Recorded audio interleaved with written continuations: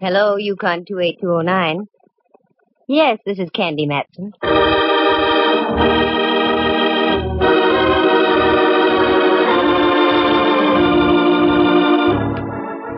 Got an old corpse kicking around you want identified? Know of any good murders you want solved? We've got just the girl for you. Her name is Candy Matson. Mighty cute, too. She fills out a size 12 suit to just the right proportions. Soft blonde hair, 2 sparkling blue eyes, and all in all, she looks as though she might have stepped right off a Varga calendar. And what's more, she's a private eye. You scoff? You ridicule? I'll let you see for yourselves. Listen, she's talking on the phone right now. Hello, Candy Matson. Hello, Miss Matson. I'm afraid you don't know me. That makes it even. You don't know me. Let's go from there. I've read about you in the papers, Miss Matson. You handle confidential cases. That's right. However, there's a little matter of a fee involved. Yes, I know. I can pay. That's item number 1. Now to item number 2. What's the confidential case? I can't possibly tell you on the phone, Miss Matson. I said it was confidential. Okay. Where do you want to talk? I am the proprietor of a restaurant, the Charlemagne in North Beach. Oh, yeah, I ate there once. Oh, that's nice. No, it wasn't. I didn't like the food. Oh. However, I'll overlook it. Do you want to talk in about an hour? That will be fine, Miss Matson. Good. And your name would be? Martinello. Carlo Martinello. Okay, Mr. Martinello. And have some ink in your pen. It costs money just to talk.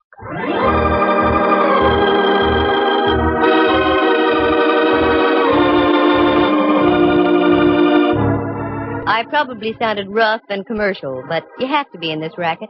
Most people look on a private eye as a musician. They invite you to a party and expect you to bring your harp for free. But I learned the hard way a long time ago. So now they pay in advance and take their chances later. That's the way it was with this Martinello. I was at home in my penthouse on Telegraph Hill out on the porch taking a sunbath when the phone rings and it's this Carlo character. That part was all right because I can always use new customers. But what made me mad was the fact that I had to stop listening to the 49ers belt the bejabbers out of the Cleveland Browns at Kezar Stadium. But I followed through and uncovered a couple of very done-in bodies along the way. Do you like the grotesque in your whodunit? Then follow me and we'll tiptoe lightly through the Tibbets, the Ponds, and the Baccalones. Because part of this story unfolds at the Opera House. Reluctantly, I dressed into something Charlemagne-ish, turned off the 49ers Cleveland game, and went down to talk to Martinello. His place was typical, located on Powell Street, a garish neon sign, and as you walked in, the place was air-conditioned by eau de garlic. Yes, miss. You wish a table? I wish a table, yes. With the right party. I'm looking for the owner. I am the owner. I am Candy Matson. Oh, Miss Matson. Walk this way, please. If I could walk that way, I'd revive vaudeville. Pardon? Where's your office? Right over here. Allow me.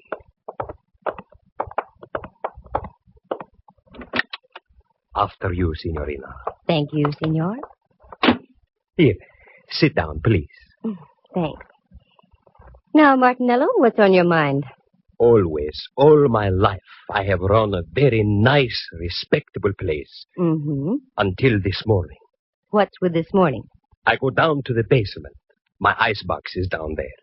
That is where I keep all my meat. So, you wanted some ground round? Oh, no.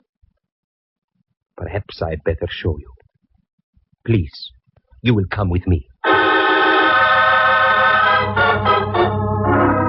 Martinello led the way out of his office and down a flight of stairs. A cold blast hit my face. A musty aroma smothered my nostrils, and if I had had a phobia about darkness, I'd have ducked out then. But I followed the guy, and we ended up in front of a refrigerator about the size of an Inquisition chamber. He opened the door, and it was the usual restaurant icebox, choice legs of lamb hanging from hooks, potential fillets, and thick New York cuts.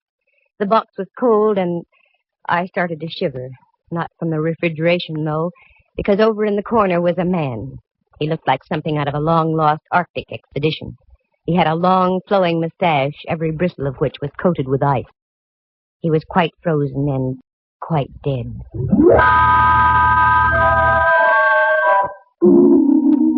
I slammed the door shut and reeled out. The sight had staggered my thought processes.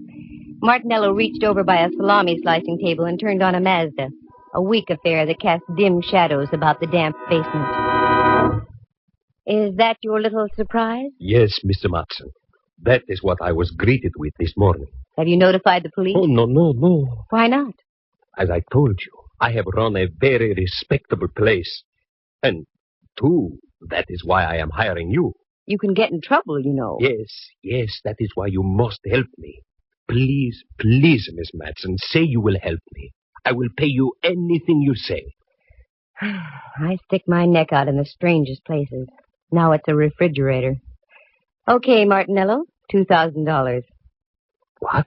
Make up your mind. Either I freeze your assets or the police find your frozen friend. Yes. All right. Come. I give you the money now. Now we're getting somewhere. What about him? Oh, he'll keep. He's on ice. Well, this was one for the books. Refrigeration the ugly way. I had to ask a few questions if I was to get anywhere, such as like, do you know the guy? No. Had you ever seen him before? No. Who was the last one to close the icebox last night? I was. Does it lock from the inside? Unfortunately, yes. I was getting places like Wiley was with Hauser. It was inevitable. I had to take my courage in my hand and go down and look at that thing again. There it was, a male Mona Lisa etched in ice. This time I looked closer, I had to. And as I did, I realized I wasn't going to get any identification because this guy was a study in crimson. Underneath all that coating of ice, he was dressed in a devil's costume. I slammed the door once again and went upstairs. There I gave Martinello strict orders not to do a thing. Usually in cases like this, you have to wait for a break. They come along like a forcing hand in poker. So I went home to do some thinking. As I arrived, there was an old friend of mine, Rembrandt Watson. Hello, Dove. I'd almost given up. Rembrandt, how did you get in? Your door was open, dear. I took the liberty of coming in. Oh, sure, that's okay. How are things, Candy? All right, I guess. I'm kind of bushed, though. I feel about as devaluated as a British pound. You look wonderful, Dove. What's wrong? I've got a deal, but I don't know where to start. Anything I can help you with? No, thanks, Rembrandt. If I told you about it, you wouldn't believe it. I've never doubted you in the past, dear. I know. Well, I was just called in by a minestrone merchant in North Beach. The guy is stuck with a corpse. That's about par for the course. The deceased had been sealed in the icebox overnight. I've never seen one like that before. That's the way it is, dear. Many are called, but few are frozen. Oh, get out of here. But, Dove, I just got here. I know, but I've got to change and get down to see Mallard. I'll wait for you, Candy. I haven't seen the gumshoe since before me vacation. All right. I'll be with you in a few moments. I did a fast change, and Rembrandt and I climbed into my car, and we dropped off Telegraph Hill on Don Kearney Street. The Hall of Justice, where Mallard hangs his star, is only a few blocks away, so we made it in about 5 minutes. Inspector Ray Mallard, Homicide, San Francisco Police. A lovable, shaggy dog type of character. Very keen with the crime, but dumb with the dame. Me, for instance. If I want him to say yes, he says no, and vice versa. Well, my ever-loving Candy. What's new in the private eye business? Very little. How's the legitimate flatfoot racket? Oh, we're holding our arches up. Well, and Rembrandt. I haven't seen you since Pup was a Hector. Please, Inspector, you're metting your mixer-paws. Who writes this dialogue? I'm pretty weak, I know. What's on your mind, Candy? A character named Carlo Martinello. Have you got anything on him? What's so funny, Mallard? Nothing, except I eat lunch there about every day of the week. Well, answer my question. Well, there's nothing on Martinello. Arrested a couple of times during Prohibition. He was dabbling in grappa a la under the table. Have you got a case against the guy, Detective Matson? Oh, cut it out. No, seriously. Why do you want to check on the guy, Candy? No reason, just thought I'd ask. Uh-huh. Well, Martinello's okay. Just trying to make a living. Only thing I don't like, he loves to sing to his customers. That'd be enough to bankrupt him right there. Anything else I can do? No, that takes care of everything. I tell you what, I'm through in about an hour. I'll take you up to Martinello's for dinner. You can see for yourself. No, that's all right. Okay, Candy. Give. Why, Mallard, dear, what on earth do you mean? You know something about something. I want in. Mallard, and I want you to believe this. I mean it sincerely. If I knew something, you'd be the last to know about it. He's got something there. Come, love, leave us a while. I hate to do things like that to Mallard. He's been of great help to me in the past. More than once he's saved my life. But on a deal like this, you have to play it close. After all, a girl has to make a living. For the first time in a long time, I was completely baffled as to where to start. Something had to be done about that cadaver in the icebox, but what? While I was beetling my eyebrows, Rembrandt invited me up to his place for tea. He lives on California Street, just down away from Old St. Mary's, and only a bail bond broker's reach from the Hall of Justice. So I accepted. Do forgive the looks of the place, Candy, dear. I had a meeting my philatelist group last night. Philatelist? The stamp collectors, dear. Well, I know what they are, but I didn't think they could make such a mess. You don't know philatelists. Sit down, love. Make yourself comfortable. I shan't be a moment. That's all right. And Candy, dear, why the wrinkles? I've got cause for wrinkles. This chap in the icebox, Rembrandt. There's something I didn't tell you. He was dressed in a devil's costume. There, dear. Your tea will ready in just a minute. You'll feel better. I know it sounds crazy, but it's true. What are you going to do, Candy? I don't know. I can't leave him in that refrigerator forever. We'll get him out, dear. I hate to think of a corpse catching pneumonia. Oh, excuse me, Candy. Help yourself to the tea. Mm-hmm. How do you do, Rembrandt Watson Enterprises? Quiet down. Who? Oh, hello, Templeton. How are all your steamships? Oh, that's good. What? Could I use... Do what? To the opera? Of course I could. Righto, I'll pick them up at your office. Thank you, Templeton. Goodbye. Candy, dear, do you like the opera? I can take it or leave it. Why?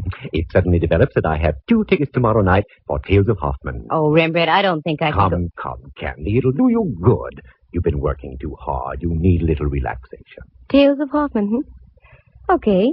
Who's the pal who gave him to you? An old friend of mine, Templeton Woodruff. He runs a steamship to Java and other places Ezio Pinza sings about. I finished the tea and left. Right then, the only opera I could think of was the one going on in an icebox at Martinello's. I've always tried to play straight with Ray Mallard, so I decided to tell Martinello my plan. Miss Matson, I don't think it's such a good idea. Good evening, Carlo. I want to talk to you. That's what I mean. There's a gentleman here who... So you've got a gentleman. That's fine. 3 more and you've got a crowd. What I want to talk to you about is this. You don't understand. The gentleman I'm talking about is from the police. The police? Yeah. Hello, Candy. Mallard. How about some scallopini? Well, up jumps the... Hello, Mallard, dear. I had an idea you'd like dinner here tonight. Do you know my boy, Carlo? Yes, we've met. How do you do? The signorina wish something to eat? No, thanks.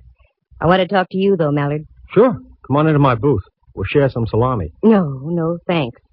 I want to see you downstairs. I don't think the food's as good down there. I agree, but it isn't the food. I'm talking about murder. Once again, I headed down into the catacombs of the Charlemagne. This time the act was a double. Mallard was right behind me. Then I looked around. We were a trio. Martinello was right behind Mallard. This is it. This is what? This is an icebox. Inside, you'll find a body dressed in a devil's costume. Okay, Carlo, let's humor the lady. Open the thing, will you? Yes, I'll open it.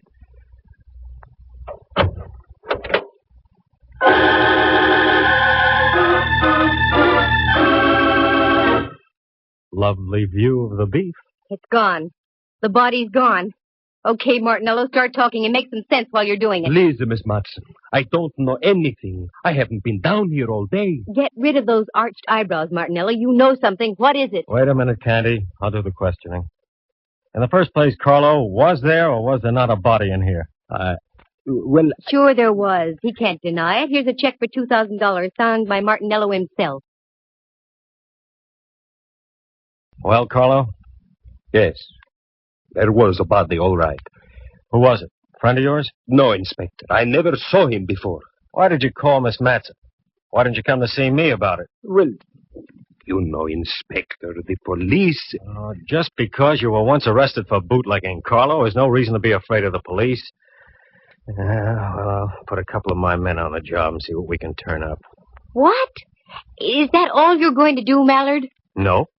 Right now, I'm going back upstairs and have some of Carlo's scallopini.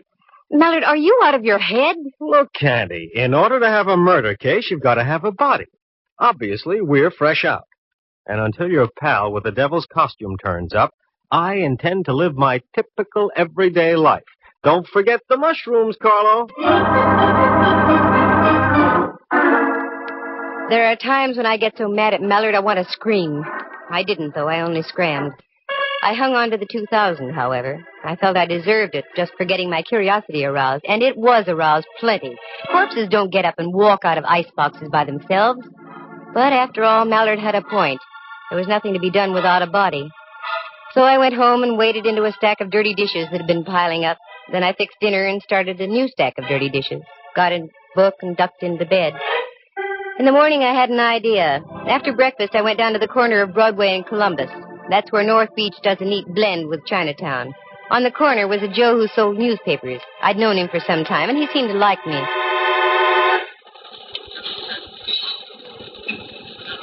Hiya, Butch. Well, hello there, lady. How are you? Good, can't complain. Who won the football game yesterday? Yeah, funny thing. I got all the news right inside here for 7 cents. I get your point. Give me a chronicle, will you? Sure. Here. Thanks.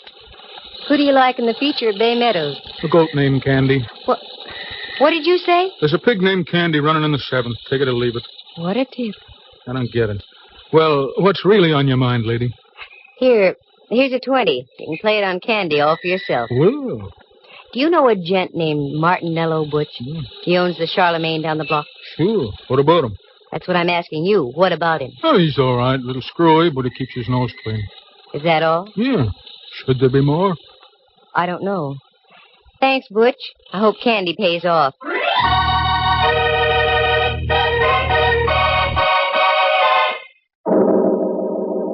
I was getting nowhere, that was for sure, and the rest of the day went the same way. Dead ends, blind alleys. I checked as many loose ends as I possibly could, but I was still stuck in a quandary. But the Crusher claimed late in the afternoon when I got a copy of the late paper and read where Candy came in at Bay Meadows and paid $32.20. And I hadn't had sense enough to get aboard. When I got home, the phone was ringing. Hello, Candy Matson. Oh, you're Candy Matson. I should play a fanfare. Oh, hello, Rembrandt, dear. How are you? Like an October morning. Every single one of me pores is breathing great, huge gulps of air. What? I just had a facial dove. Most invigorating. Oh, what on earth for? I loved your old pores just the way they were. Candy, you've forgotten. I have? Forgotten what, Rembrandt? We're going to the opera tonight. Oh, Ducky, I'm sorry. I had forgotten. I'm afraid I'll have to renege. Now, Candy, you promised, and I don't care what you're involved in. It'll do you good. But, Rembrandt, I'm working on it. Perhaps you're right. Okay, I'll get ready. Wonderful, dear. Pick me up about 7:45, will you? Pick you up 7:15. Yeah. Oh, and another thing, Lamb. We may have to do some entertaining afterward. Do bring some cash, will you? Mm-hmm. Let's go.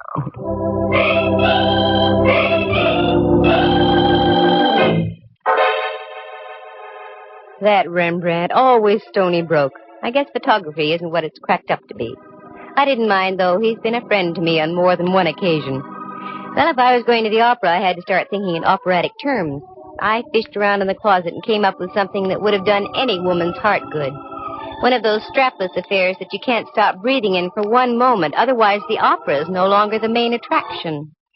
I powdered, perfumed, pouted, and rouged, and took off after Rembrandt. But just as I started to leave...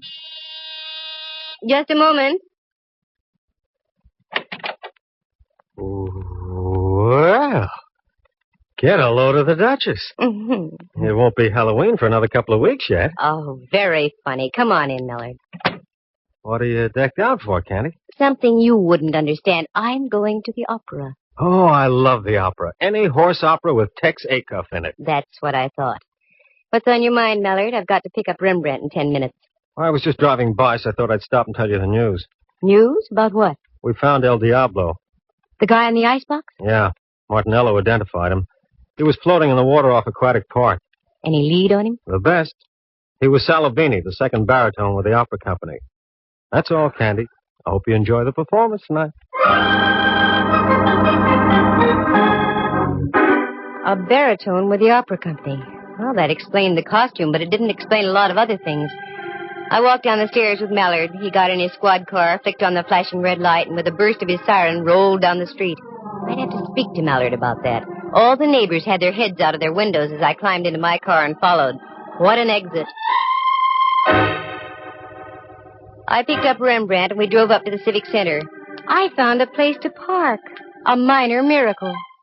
The last time I went to the opera, I had to drive almost to Palo Alto and come back by train. Rembrandt's friend must have been very influential. We had seats in the Diamond Horseshoe. They were presenting Tales of Hoffmann, and a friend of mine, Dorothy Warrenshold, was singing the role of Antonia. It was a fine performance, and after the last curtain, I took Rembrandt and we went backstage to see Dorothy.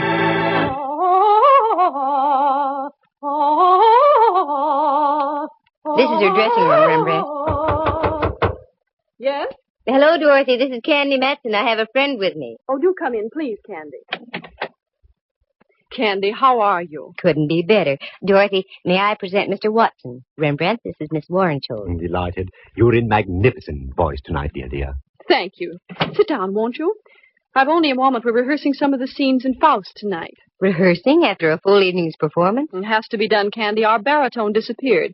We've had to replace him with a new man. Yes, I know. By the way, Dorothy, I heard you on your Standard Hour broadcast a few weeks ago. It was a wonderful performance. I'm glad you liked it, Candy. I always look forward to those. What are your plans, Dorothy? Well, the season closes here, and then we open in Los Angeles. Oh, yes, of course. Excuse me. Mm-hmm. Come in. Oh, I'm sorry. I didn't know you had guests. That's all right. Oh, Candy, I'd like to introduce Rolf Herberts. This is Miss Matson and Mr. Watson. It's nice to know you. Mr. Herberts is our new baritone. Oh, yes. That's why we're rehearsing tonight. I won't take any more of your time, Dorothy. I just thought we'd save a few moments of rehearsal if I told you that I don't move in that last scene. I sing upstage. That will leave you free to take as much stage as you like. Fine, Rolf. That will save time. Thanks. Oh, not at all. Glad to have met you, Miss Matson, Mr. Watson. Nice to have met you, sir. See you on stage, Dorothy. Yes, Rolf. Rolf has a wonderful voice, and he's a good actor, too. You know, I think he'll be even better than Salavini. I've seen him before. Oh, yes, he's been in pictures and on the concert stage, and in opera, too, but he's never really had a good break. This might be it. Uh-oh, that's it, Candy. I'm sorry, but I'll have to leave. Certainly, Dorothy. Say, why don't you stand in the wings? You can watch the rehearsal if you'd like. Oh, I'd love it. Come on, then. Follow me.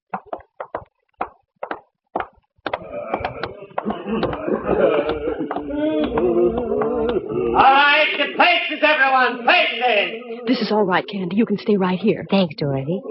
Glad to have met you, Mr. Watson. Also, as we used to say in the theater, go out there and kill them. See you later. Where is Miss Warrenshaw? Ah, there you are. Herberts? Where's Herberts? I saw him just a moment ago in the dressing room. Well, it's late. We've got to keep moving. Please, somebody find Herberts.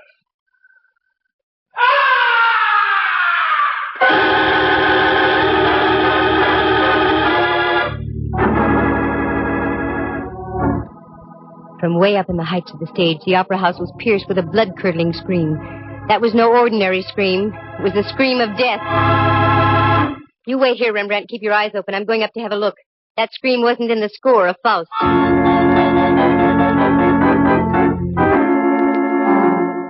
I punched the button for the backstage elevator. It's a good thing they work fast and are speedy. Once inside, I pressed the button for the fourth gallery. I got out. This was the top of the opera house.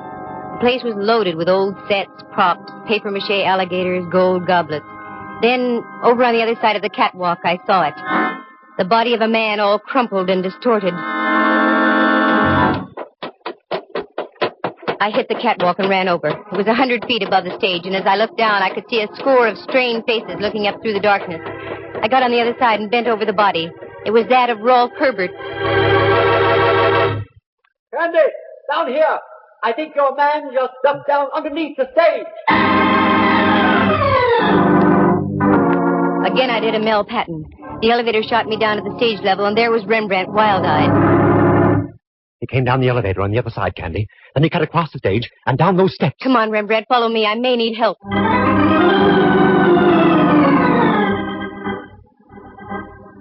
We ran down the steps and into the bowels of the stage. It looked like a nightmare, a myriad of cross beams of steel for the rising stages. We cleared those and went around by the chorus dressing rooms. There was only one out. I remembered it. A door over in the corner, very seldom used, but it was open.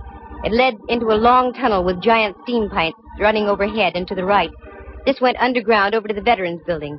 Down by your feet, there's a stream of water flowing in a trough. It's the old Hayes Valley Creek. Our killer decidedly knew his opera house. As we entered the tunnel, I could see him up ahead running like crazy, so we took off after him.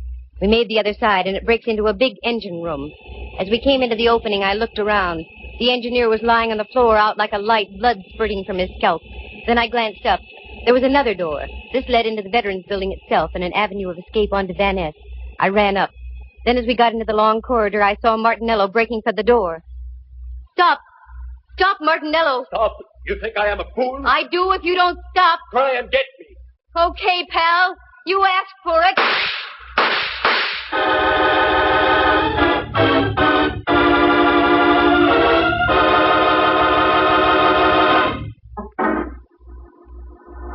It was the first time I had ever shot a man. It didn't feel good.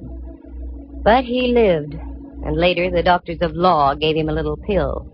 The cyanide kind they dropped inside the gas chamber at San Quentin. Martinello paid his debt. Details? Sure, I'll fill him in now. Martinello loved to sing. Ray Mallard had told me that. For years, Carlo had been hanging around the opera house hoping to step into a role. This season, a director had jokingly told him that if he ran out of baritones, he'd let Carlo take over. Carlo took him seriously. He lured Salavini down to his restaurant on a fake emergency call, costume and all, and did him in.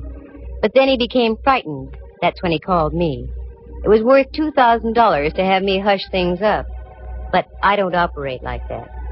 He had a hunch I was going to tip off Mallard. That's when he removed the body from the icebox and dumped him into the bay. Carlo had also been at the performance of Tales of Hoffman. That's when he learned that they'd rustled up Rolf Herberts to sing in place of Salovini.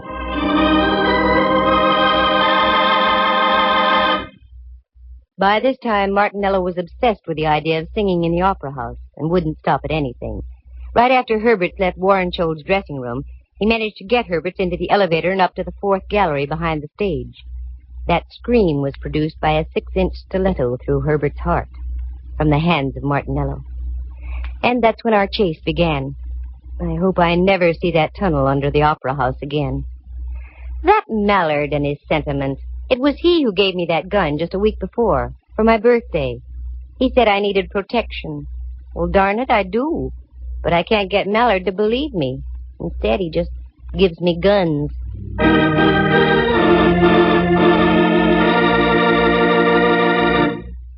Listen again at this same time next week. For excitement and adventure, just dial Candy Matson, Yukon 28209.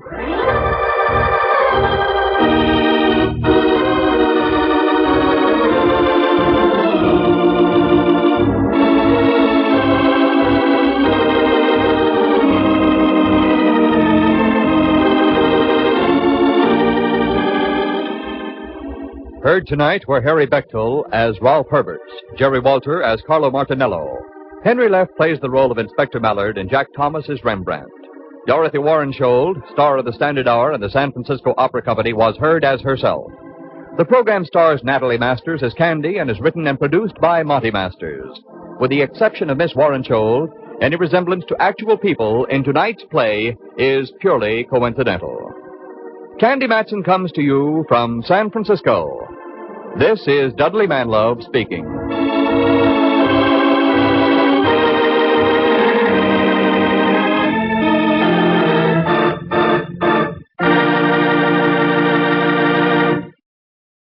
You are tuned for the stars on NBC.